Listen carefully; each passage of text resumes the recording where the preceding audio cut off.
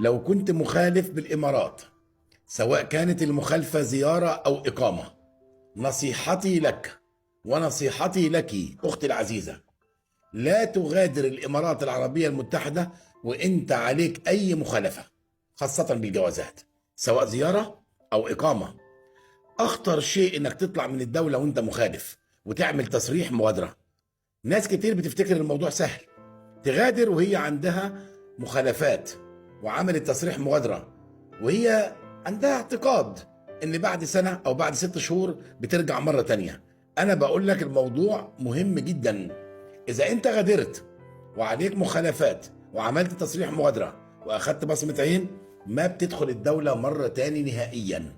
معروف هذا الموضوع. لا تستسهل بالموضوع وتقول بعد 6 شهور بعمل استرحام او بعد سنه بعمل استرحام. مفيش استرحام في هذا الموضوع، بيكون الموضوع صعب وبيكون نهائي، حرمان نهائي من دخول الدوله. فافضل شيء لكل انسان بالدوله، رقم واحد، انك ما تخالف زياره، ما تخالف اقامه، ما ترتكب اي شيء مخالف للقوانين المعمول بها بالدوله وبعدين تقدم طلب استرحام، ما بينفع.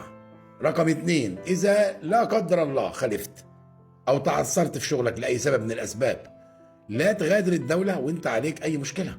عدل وضعك داخل الدولة، اعمل استرحام وأنت داخل الدولة، اعمل إقامتك وأنت داخل الدولة، وبعدين غادر. دي نصيحتي للجميع.